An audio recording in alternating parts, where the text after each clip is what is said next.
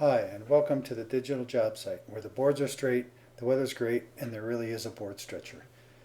This tutorial is going to show how to create realistic looking trim for your model.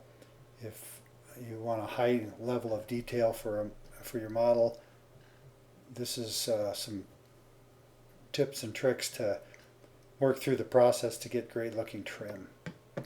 And in this model, the casing is all mitered at the window and the door, and the grain runs the correct way in that trim. Makes it pretty nice looking stuff. If I go up in here to the layers I've built into this model and take this trim out and put like a standard trim in there, this is what you typically get if you use the Follow Me tool to create a trim casing in this instance, and then paint it with the material. The grain doesn't necessarily run the correct way on the trim. And so if you want to go to a more detailed level with your model, here's some tips to work around this grain issue so that instead of a look like this, you end up with this sort of a look on the trim.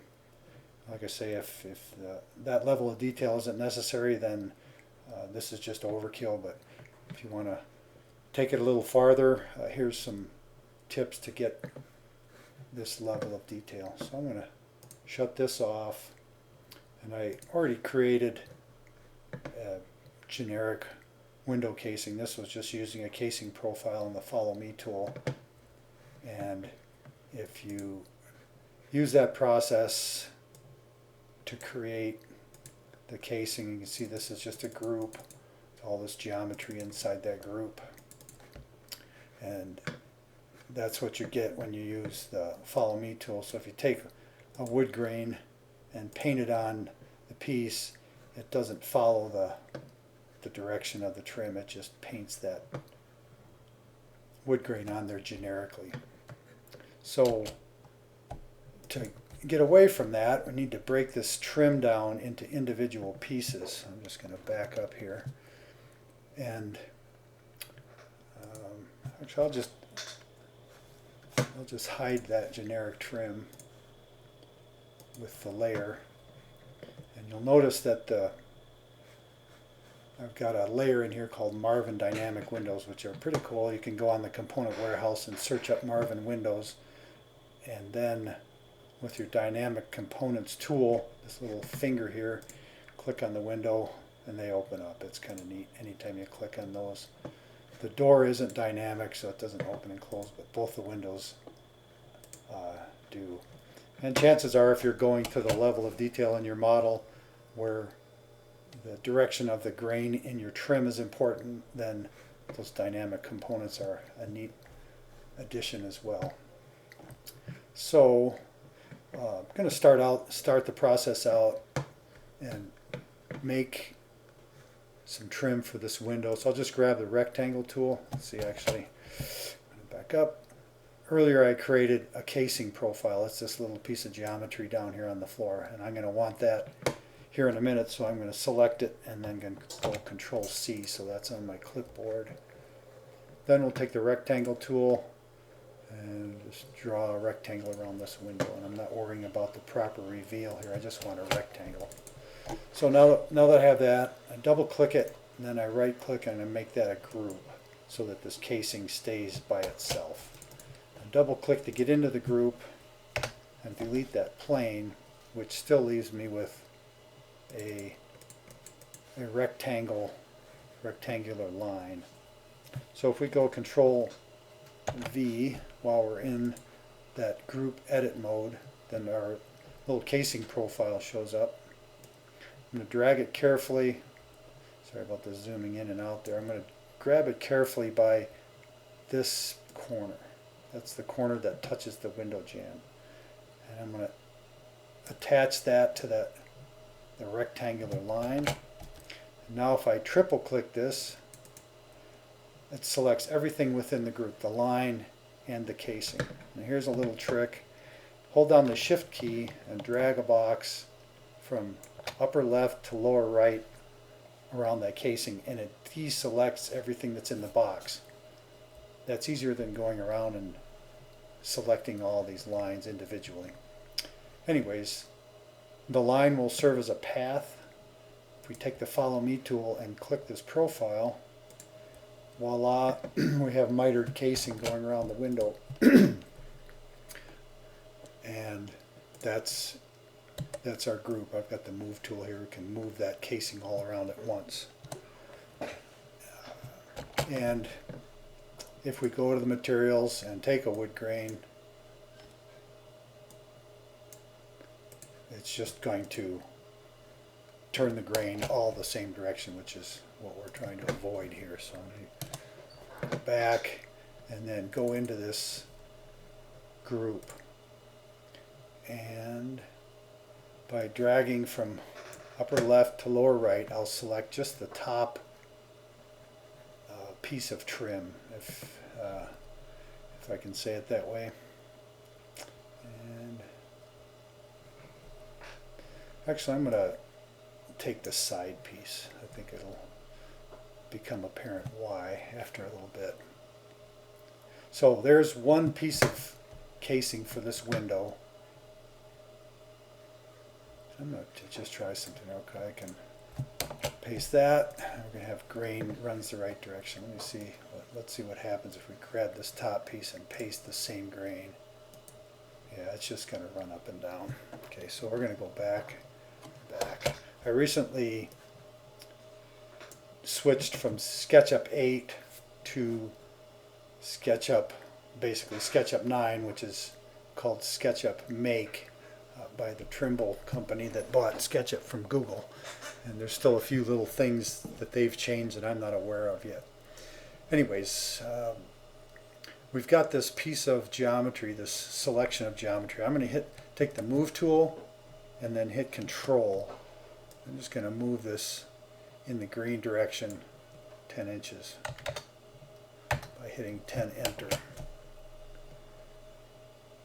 I don't want that piece. You can see how these lines change right here, and that's because the casing profile that we used for the Follow Me tool was placed right there, and it actually breaks that trim up. So I'm just going to take the back key, stay in that group, and I'm going to take the casing on this side, hit Move and Control.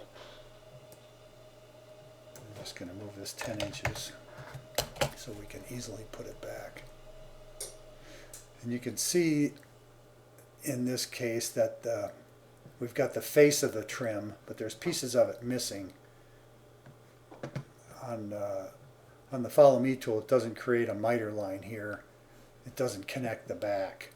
So we end up just with a blank piece of trim.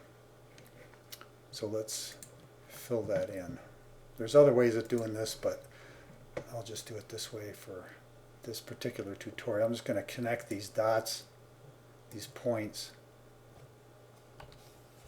with lines, and it'll fill in the end of the trim. And we're going to need to, oh boy, look out. Sorry about that. Got lost in the furniture there. All right. Going to zoom in here. And I'm using a 3D mouse for this, so the zooming process is a little different than using the pan and zoom controls, but the net effect is the same. I'm just going to carefully connect these pieces. Alright, so now that piece of trim is complete, and if we take the material and paint it, and we have, let's see, I'm going to triple click that first and then select it with the material so I don't have to go and paint each facet individually. There's one little detail that the new SketchUp has. If you look real close, I'll zoom in, you can see the radius on this trim is made up of all these little facets, and all those lines are kind of distracting. But if you take the eraser tool, hold down the Control key and swipe across those, it just smooths out the lines. That's kind of a handy feature. In the old SketchUp 8, you had to take the smooth, soften edges tool, and it was extra steps to get that same thing done. Anyways, we have there a piece of casing with the grain going the right direction. I've selected that apart from the other things in this group. And I was going to make that into a group, but I'm not. I'm just going to triple click this part and delete it. And so now this piece of casing is our group. And I'm going to select it and put a group within a group. And then we'll just move this thing back. I've got the move tool. I'm going to get it going in the green direction. Doesn't matter where I park it in the green direction, but I know I want it to go 10 inches. So I'm just going to hit 10, enter, and it puts it right where I want it. And then I want to get a piece of trim for the top of the window. It's a different length than this, so we're going to take that piece is selected, take the rotate tool. Here's another trick. Well, you have the rotate tool, and don't get confused with the protractor tool down here. Grab the rotate tool, and while that's selected, hit control, you'll see a little plus sign shows up, and then if we put this in the red plane and click on this corner and swing it, doesn't matter how far you swing it, just type in 90 and enter, and it'll make it go 90 degrees. So what that has made a copy of it and rotated it 90 degrees. And we have another piece of trim. I'm going to carefully grab this thing by this back corner, slide it this direction. Voila, it clicks on there. Only problem is it's not long enough. So rather than go through a bunch of mechanics, I'm just going to double click into the group within a group, draw a box around this end geometry, take the move tool, and we're just going to move the face of this miter over till it hits the corner of the window. So now there's a group that represents the top piece of casing and another one that represents the side. If I hold down shift, I'll get both of them, hit the move tool and control, and we can move a copy over here. But if we do the same thing and use the rotate tool, we can just get two things done at once. So what I'm going to do is take the rotate tool again, hit control, get our little plus sign. I'm going to click it right on this corner, and then I'm going to rotate that 180 degrees, 180, enter. And then just take the move tool while that's selected, and we can just add this casing. It's jumping around here. I guess SketchUp isn't a carpenter. It doesn't know we want that trim connected. So, all right. So now we have a group. If we click into that group, there's 4 individual groups of this casing. And the grain runs the correct direction on each one. So we get this appearance instead of the grain running the wrong direction. And so if we want to trim the door, we don't want miters on the bottom, so there's dozens of ways of doing this too, but I'm just going to double click into this group, click a side piece and a top piece, and control C to copy those. And we'll click out of everything, control V, and that gives us 2 pieces of trim to work with on this door. I'm going to grab a corner here.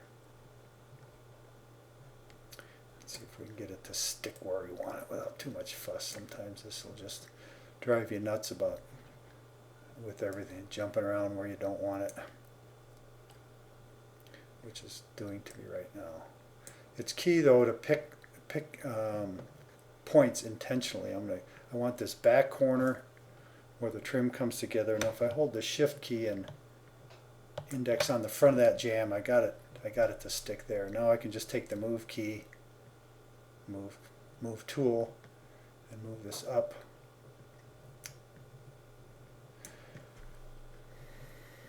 So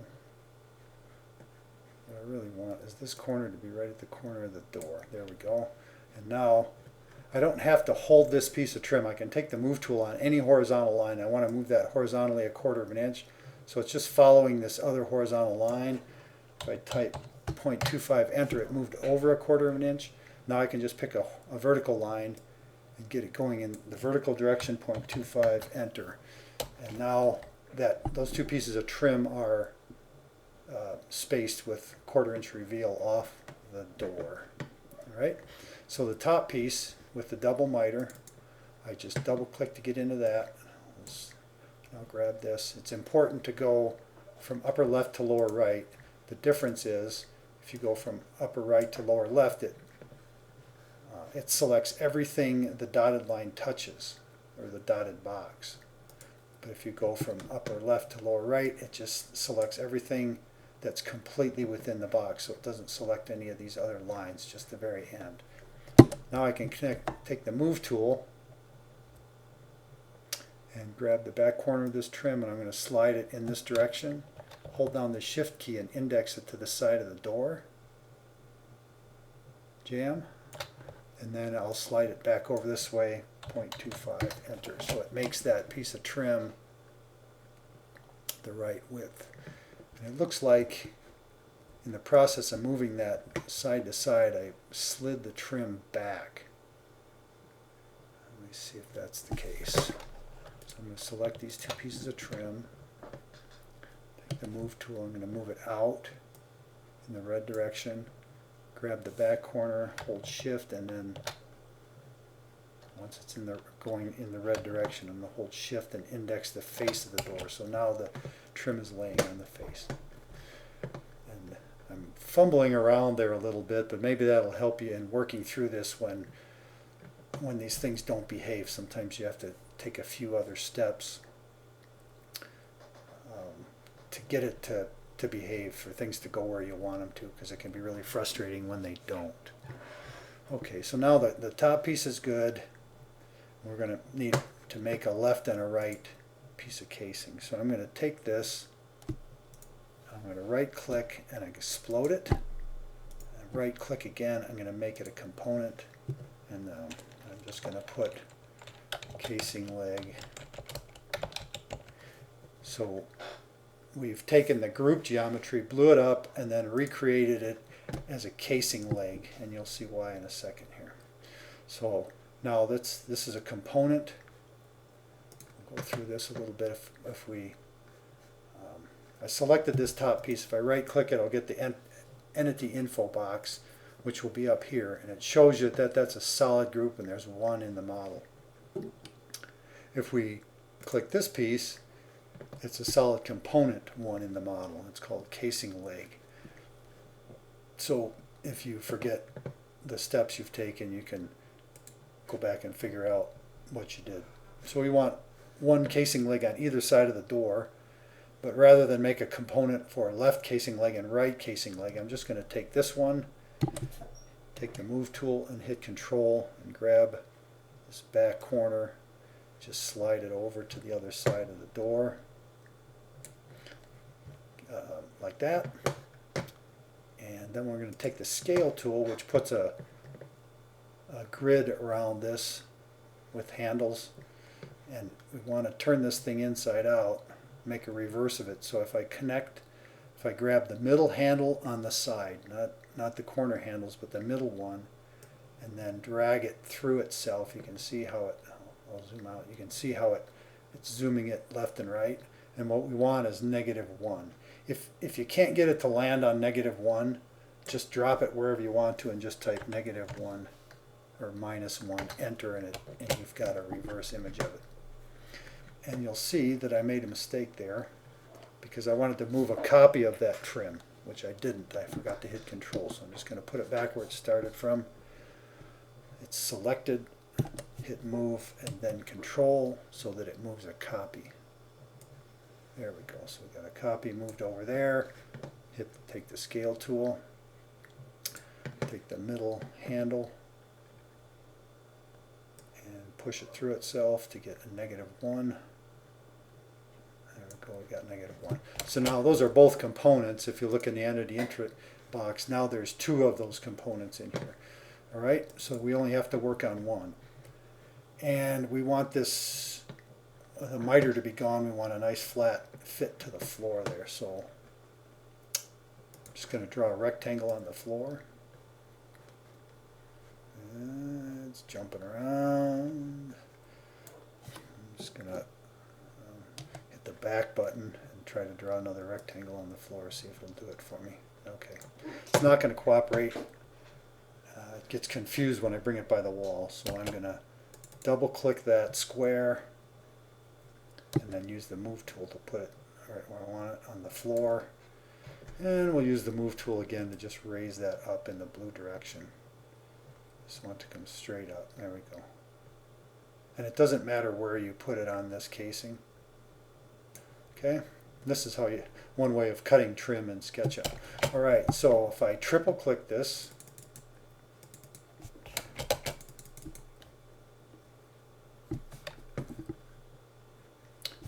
and that, actually what we need to do, because those two aren't connected yet, I'm going to draw a box around everything in this component. And then I'm going to right click and say intersect faces. Let's go with context. Alright, so now those are connected together. So if we go from, drag a box from upper right to lower left, it selects everything below that plane and say delete. Then I'm going to use the eraser tool and delete these lines. I have to zoom outside and get that last line gone. Alright, so now you can see that both pieces of casing were cut off square on the bottom. Oops, I zoomed underneath the floor. So now to make the casing work, I'm just going to upper left to lower right. I've selected that bottom pane of the casing. Take the move tool and grab a piece of that and just move it down. As long as it's moving down, hold the shift key and just index out here on the floor and it automatically drops it down to the floor height. Alright, so there we've taken the follow me tool, created a piece of casing, separated out a mitered piece, and then used that piece to create the trim for around the window and the door. And that's how you do it. There's other ways to do a lot of this stuff. If we take one of these pieces of casing, I'm just going to move it out off the wall. Here, let's say 20 inches. And if you look at the end of it, the grain on the end isn't running like it would on a piece of trim. Sometimes that matters. And that's taking this to another level still from getting the grain running the right direction on the face of the trim. But if that other direction becomes important, you need to use a projected texture to get there, which would be the topic for another tutorial. Anyways, I think I'll just hide these things. Now it's actually just going to move them out of the way here. Let's move them back 10 feet. And then click on this to show that how the mitered trim with textures looks as compared to the just standard trim with a texture. So for anybody that's interested in taking their model to the next level, there are some tips. If that's something that doesn't matter to you, then just a tutorial for you in case it's something you want to tackle someday. Anyways, thanks for checking out this digital job site tutorial, and for more in-depth information on other blog posts, you can go to the digital job site blog at finehomebuilding.com. Thanks for watching.